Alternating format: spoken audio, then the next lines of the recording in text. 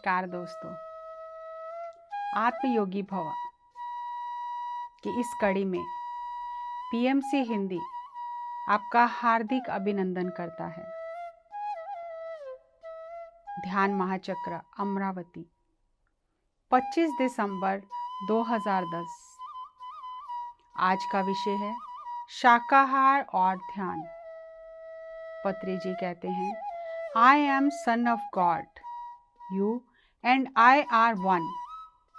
मैं भगवान का बेटा हूँ, आप और मैं एक ही हैं। Kingdom of God is with in. भगवान के साम्राज्य में प्रवेश करना है तो आपको सबसे पहले अपने भीतर प्रवेश करना होगा, क्योंकि भगवान का राज्य आपके अंदर है, बाहर नहीं। अंदर कैसे जाएं? उसके लिए हमें अपनी सांसों के साथ एक होकर ध्यान करना है। पहले आपको ईश्वर के राज्य में प्रवेश करना है, फिर उसके धर्म में रहना है। उसके धर्म में रहना क्या है? उसके धर्म में रहना यानी अहिंसा और करुणा में जीना। भगवान के धर्म में रहने पर जो चाहिए वह सब आपको मिलेगा। सीखिए the kingdom of God and his righteousness first, then all else will be added unto you. PSSM इस कथन का दर्पण है। राइटियसनेस यानी अच्छा व्यवहार, अहिंसा और करुणा में जीना, जीव हत्या नहीं करनी। क्रिसमस के नाम पर मांसाहार खाना भगवान के धर्म में रहना नहीं है। पूरे प्रपंच में जीव हत्या करके लोग क्रिसमस मना रहे हैं। ये धर्म में नहीं, अधर्म में जीना है। जो लोग बकरी, मुर्गी, मछली आदि को खाते हैं वे उसके धर्म में नहीं जी रहे हैं, अतः वे भगवान के साम्राज्य में प्रवेश नहीं कर सकते हैं। जो लोग शाकाहार, ध्यान और अहिंसा में जीते हैं उनको सुख, शांति, मोक्ष, मुक्ति, बुद्धि, धैर्य, ज्ञान, शक्ति और सभी प्रकार का ऐश्वर्य मिलेगा। यदि आप ध्यान करते हैं और ईश्वर के धर्म का पालन करते हैं तो आपको जीवन में जो चाहिए वह मिलेगा। केवल एक ध्यानी शाकाहारी ही जीसस को समझ सकता है। शाकाहारी होना। आज विज्ञान इस बात को सिद्ध कर चुका है कि शाकाहारी होना इस धरती ग्रह के लिए और मनुष्य के स्वयं के जीवन के लिए कितना जरूरी है। पशु पक्षियों को मारने से जो दर्द तड़प की तरंगें उत्पन्न होती हैं वो वातावरण में फैल जाती हैं, और ये दर्द भरी तरंगें, ये अशांति की तरंगें, ये डर वाली तरंगें हमारे दुख का कारण बनती हैं। जीव जंतु मरने के समय जो तड़प, जो दर्द और जो डर महसूस करते हैं, उनका मांस खाने से वो उस व्यक्ति के अंदर सभी भावनाएं चली जाती हैं, क्योंकि उस समय उनके अंदर जो रसायन उत्पन्न होते हैं वो रसायन उनके शरीर में ही रह जाते हैं, और उनका मांस खाने से वो रसायन मनुष्य के शरीर में चले जाते हैं।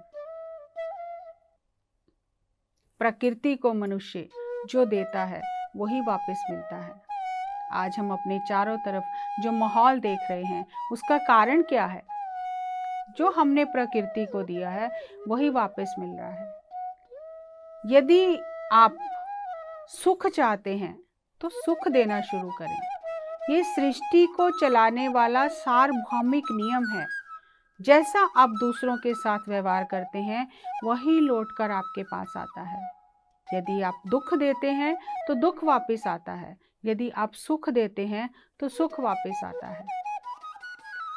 आत्मा के विकास के क्रम को अगर हम देखें तो खनिज जगत से वनस्पति जगत, वनस्पति जगत से पशु जगत में आत्मा धीरे धीरे विकास करती है।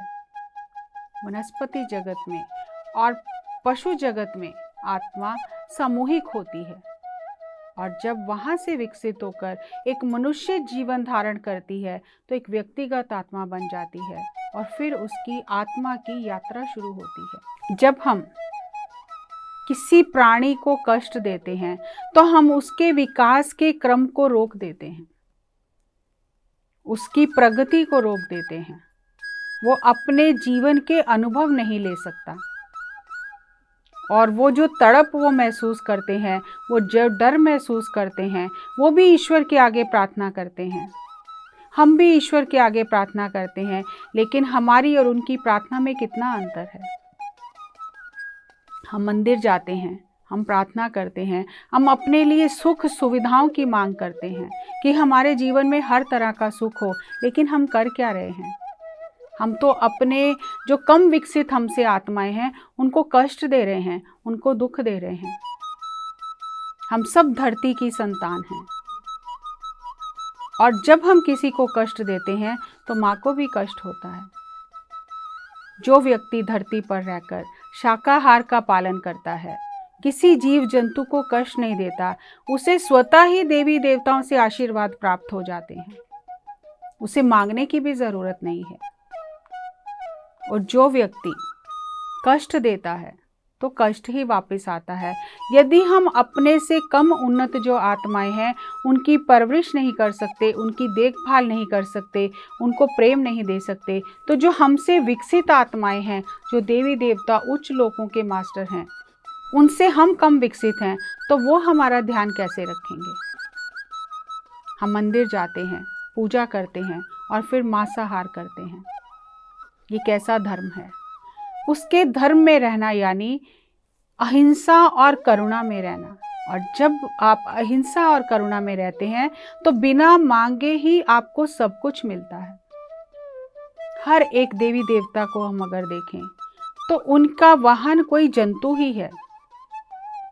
भोले शंकर, उनका वाहन नंदी है और उनके गले में सांप है। दुर्गा माता, उनका वाहन शेर है। गणेश जी का वाहन चूहा है। कुमार स्वामी जी का वाहन मोर है। ये सभी विरोधी स्वभाव वाले जानवर जो शिव का परिवार है, सभी मिलकर रहते हैं। देवी देवता हमें संदेश देते हैं कि हमें किस प्रकार जीव जंतुओं के साथ मित्रता करनी है, उनका देखभाल करनी है, प्रेम से उनके साथ रहना है। और जैसे मनुष्य जीव जंतुओं से प्रेम करता है, उन्हें पालतू बनाता है, तो वही आत्माएं आगे जाकर विकसित होकर मनुष्य जीवन धारण करती हैं। तो हमें अगर अपने जीवन में सुख, शांति, सुविधा, आनंद चाहिए तो हमें वही बांटना है। और जैसे जैसे हम ध्यान करते हैं, हमारे अंदर ये दया, प्रेम, करुणा उत्पन्न होती है।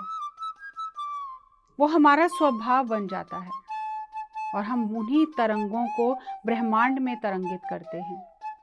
शाकाहारी जगत हो, ध्यानी जगत हो, ये पत्री जी का संकल्प है। समय समय पर उच्च आत्माएं मनुष्य को ये याद कराने आती हैं कि उससे दया और करुणा करनी सीखनी है। ये उसकी आत्मा का ये बहुत ज़रूरी सबक है जिसे सीखने के लिए वो धरती पर आया है। कि दुख देते हैं, दुख वापस आता है, सुख देते हैं, सुख वापस आता है। पत्री जी की एकमात्र इच्छा कि ये धरती मानव के द्वारा की जा रही जीव जंतुओं पर जो क्रूरता है उससे मुक्त हो जाए और सभी जीव जंतु आनंद से इस धरती पर रहें, चाहे वो पशु पक्षी हैं या वो मछली जगत है, जलचर हैं, चाहे वो शांति और आनंद से खेलते हुए अपने जीवन के अनुभव को लेते हुए विकसित हों और इस धरती पर रहें। पत्री जी कहते हैं, पिरामिड मास्टर सब जीसस की तरह हैं। हम हर दिन ईश्वर के राज्य में प्रवेश करते हैं, यानी श्वास के ऊपर ध्यान करके स्वयं के भीतर जाते हैं। देव राज्य यानी वैकुंठ धाम, हम सोचते हैं कि मरने के बाद वैकुंठ जाएंगे। जीते जी वैकुंठ में जाना ही ध्यान है। जो जीवित रहते हुए वैकुंठ नहीं गया, वो मरने के बाद भी नहीं जा सकता। जब मरने से पहले अज्ञान नहीं मिटा, तो मरने के बाद क्या मिटेगा? Before you die you must die. शरीर में रहते हुए जीते जी हमें अज्ञान को मिटाना है, तभी हम ईश्वर के राज्य में प्रवेश कर सकते हैं। वैकुंठ के द्वार पर जय और विजय दो द्वारपाल हैं। ये जय विजय यानी हमारा उच्छ्वास और निश्वास है, जो द्वारपाल की तरह अंदर और बाहर आता जाता है। वैकुंठ द्वार खोलना है तो पहले वैकुंठ द्वार के सामने पहुंचना है। वैकुंठ द्वार यानी हमारा नाक, जो पिरामिड की तरह है। ये पिरामिड ही वैकुंठ द्वार है। जब हम जय विजय के साथ विनय से रहते हैं, तभी हम वैकुंठ द्वार के अंदर प्रवेश कर सकते हैं। मरने के बाद मास्टर्स हमें फूलों के रथ में बिठाकर वैकुंठ लेकर जाते हैं। यह परलोक में विजय है। इस लोक में जय और परलोक में विजय ध्यान से ही संभव है। मृत्यु एक उत्सव है। हम धरती पर सीखने आए हैं। ये धरती एक पाठशाला है। जन्म और मृत्यु दोनों ही उत्सव हैं। जो व्यक्ति इस खेल में, धरती के इस खेल में, आत्मा के इस खेल में अपने पाठ सीख लेता है, दया करुणा अहिंसा में जीता है, जीवन और मृत्यु को एक समान समझता है, दुख सुख और मान सम्मान को एक समान समझता है, स्थित प्रज्ञा में रहता है, मध्य मार्ग में रहता है, लोक कल्याण के कार्य करता है, उसने अपना पाठ्यक्रम पूरा कर लिया है। जो जो सबक उसने धरती पर आकर सीखने थे, वो सबक सारे उसने सीख लिए हैं। और जब कोई ऐसी आत्मा, उन्नत आत्मा इस धरती को छोड़कर उच्च लोकों में जाती है, तो मास्टर उसका बहुत स्वागत करते हैं। क्यों? क्योंकि ये धरती रूपी खेल को जीत कर आया है। जो करना था ये सब कुछ करके आया है। इसने अपना पाठ्यक्रम पूरा कर लिया है। इसलिए उन्नत लोकों में ऐसी आत्मा का बहुत आदर सम्मान होता है। और यहाँ धरती पर हम उनके लिए रोते रहते हैं, क्योंकि हमें ये सब ज्ञान नहीं है, हमें ये सब चीज़ें दिखाई नहीं देती हैं। मृत्यु हर आत्मा के लिए एक उत्सव है। जैसे हम अपने एक कमरे से उठकर दूसरे कमरे में चले जाते हैं तो कोई नहीं रोता, क्योंकि हम जानते हैं कि वो इस कमरे से उस कमरे में गया है। ऐसे ही धरती पर इस सृष्टि में अनेक लोक हैं। इस लोक को छोड़कर हम उच्च लोकों में चले जाते हैं, वहाँ यात्रा शुरू हो जाती है। कोई भी मरता नहीं है, आत्मा तो अमर है। हर एक आत्मा अपने पाठ सीखकर इस खेल को खेलकर, ये बहुत साहसी खेल है, और ध्यान करने से हमें वो ज्ञान प्राप्त होता है। और फिर उस आत्मज्ञान से जब हम इस खेल को खेलते हैं तो हम सफल होकर यहाँ से जाते हैं और उच्च लोकों में बहुत आदर सम्मान मिलता है। जैसे कोई ग्रेजुएशन करके, बीएड करके अध्यापक बन गया, ऐसे ही जो आत्मा उन्नत होकर जाती है, फिर वो परोपकार के लिए दूसरों के कल्याण का माध्यम बन जाती है। फिर वो अपने कर्मों के कारण, अपने सबकों के कारण, सीखने के कारण धरती पर नहीं आती है, वो दूसरों की सहायता के लिए आती है। तो हमें जन्म और मृत्यु को, सुख और दुख को, मान और अपमान को एक समान लेना है, और जीवों पर दया करना सबसे उत्तम धर्म है। इसीलिए कहा गया है अहिंसा परमो धर्मा, जियो और जीने दो। इस तरह उच्च तरंगों में रहने से हमारा जीवन अत्यंत सुखमय हो जाता है, और ऐसी ही तरंगें हमारे आसपास रहती हैं तो ऐसे ही लोग हमारे जीवन में आते हैं। हर पल ध्यान करके वर्तमान क्षण में रह के हम अपनी ऊर्जा की तरंगों को बढ़ाकर चारों तरफ वही तरंगें तरंगित करते हैं और जीवन में उच्च कोटि के अनुभव प्राप्त करते हैं। पत्री जी कहते हैं, सर्वधर्मानि परित्यज्य मामेकं शरणं व्रज अहम त्वा सर्व पापेभ्यो मोक्षयिष्यामि मा शुचः। श्री कृष्ण ने अर्जुन से कहा, सब पर धर्मों को छोड़कर अपने आत्म धर्म का पालन करो। ध्यान से सभी कर्म नष्ट हो जाएंगे। दूसरा कोई भी तुम्हारी रक्षा नहीं कर सकता। करने लायक दो बातें हैं। पहला, बाहर दुनिया में अहिंसात्मक जीवन जीना और दूसरा, आंतरिक दुनिया में ध्यानात्मक जीवन जीना। जितना हम ध्यान करेंगे उतना ही करुणा में रहेंगे। जैसे पेड़ की जड़ जितनी धरती के अंदर जाती है, पेड़ उतना ही ऊपर बढ़ता है।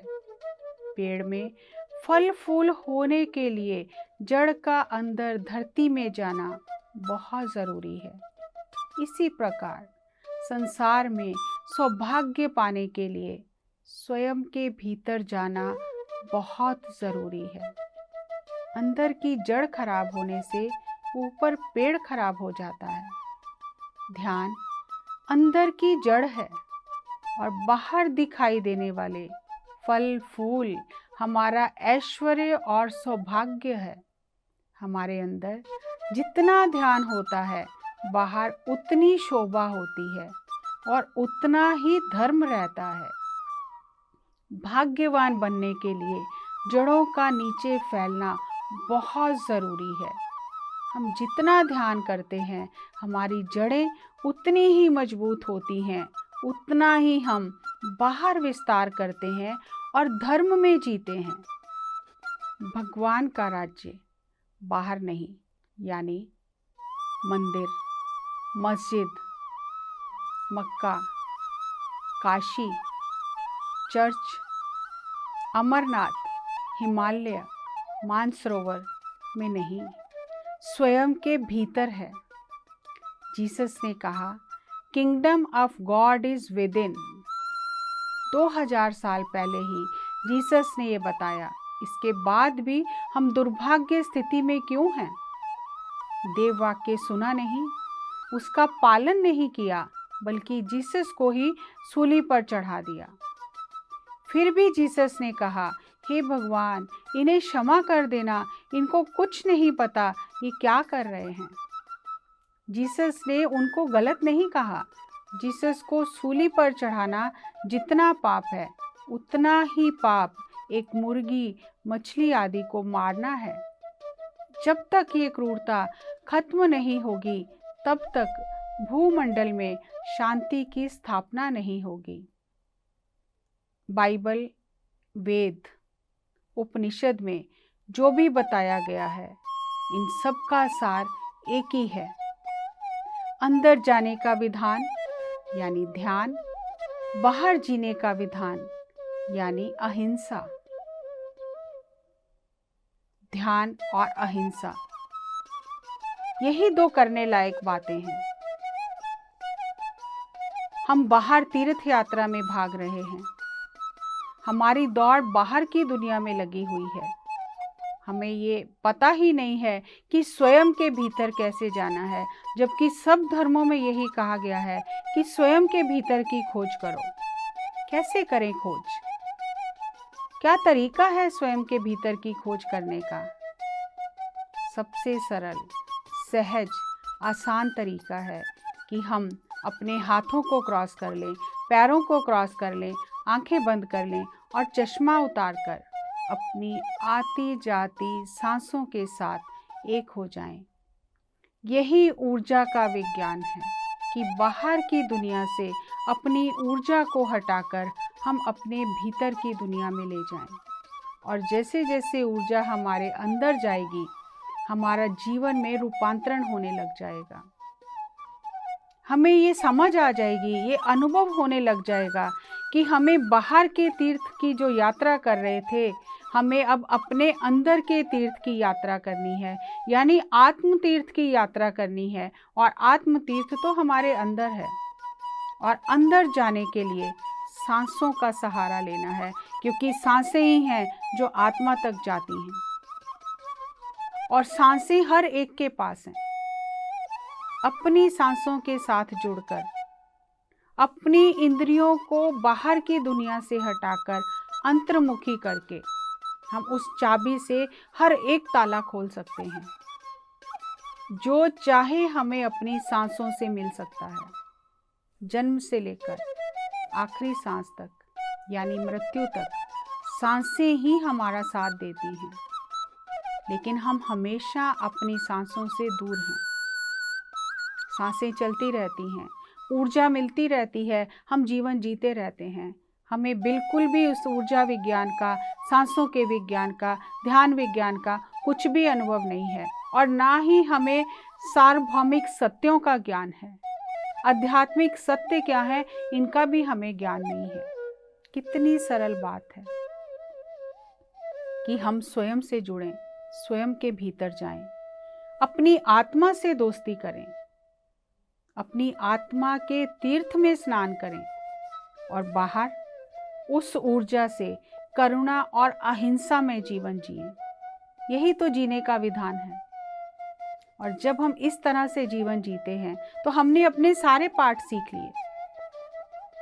अहिंसा, करुणा, दया, प्रेम, ये तरंगे हमें इस भूमंडल पर तरंगित करनी है। और जब हम किसी समूह में बैठकर सामूहिक ध्यान करते हैं, या सामूहिक संकल्प के साथ ध्यान करते हैं कि इस धरती पर शाकाहार की स्थापना हो, इस धरती पर ध्यान जगत की स्थापना हो, पिरामिड जगत की स्थापना हो, तो उस सामूहिक ऊर्जा की तरंगें इस पूरे वातावरण में फैल जाती हैं और पूरे वातावरण को तरंगित करती हैं, और धीरे धीरे हमारे वातावरण में, हमारे जीवन में बदलाव आने लगता है, और प्रकृति स्वयं इस बदलाव को लेकर आती है। हमें एक मनुष्य होने के नाते, एक उन्नत मनुष्य होने के नाते, इस धरती का सभ्य प्राणी होने के नाते इस धरती की देखभाल करनी है, इसे सुंदर बनाना है। हमारे यहाँ रहने से ये धरती स्वर्ग बन जाए। कैसे बनेगी? जब हम अपने जीवन को स्वर्ग बनाएंगे। हम अपने जीवन को स्वर्ग कैसे बनाएंगे? जब हम स्वयं के भीतर जाएंगे, स्वयं को जानेंगे, स्वयं से दोस्ती करेंगे, अपनी ऊर्जा को बढ़ाएंगे, तो अपने आप ही ये धरती स्वर्ग बनने लग जाएगी। हर घर में ध्यान हो, इस धरती में हर प्राणी शाकाहारी हो, और ये धरती, ये भूमंडल, एक अद्भुत जो ये पाठशाला है, ये अपने संपूर्ण प्रकाश में अपनी ऊर्जा के साथ सृष्टि में सुशोभित हो। हम इस आध्यात्मिक ज्ञान को अपने जीवन में उतारकर, अहिंसात्मक जीवन जीकर, करुणा में जीवन जीकर, ध्यान करके अपने इस यात्रा में विकसित हों, इस धरती को सुंदर बनाने में अपना योगदान दें। यही आज के ज्ञान में पत्री जी ने हमें बहुत ही सरल और स्पष्ट शब्दों में समझाया है। शाकाहारी बने, ध्यानी बने, स्वयं का कल्याण करें। लोक कल्याण आपके माध्यम से स्वतः ही होने लगेगा। उसके लिए आपको अलग से कुछ नहीं करना। हमें जितना भी काम करना है स्वयं पर करना है। बदलाव की शुरुआत, रूपांतरण की शुरुआत हमसे ही होती है, हमारे भीतर से होती है। अपने भीतर जाएं, सांसों के साथ रहें, स्वयं को जानें। अगली कड़ी में पत्री जी के इस दिव्य ज्ञान के साथ, एक नए विषय के साथ आपके सामने प्रस्तुत होंगे। तब तक ध्यान करें, प्रसन्न रहें। नमस्कार।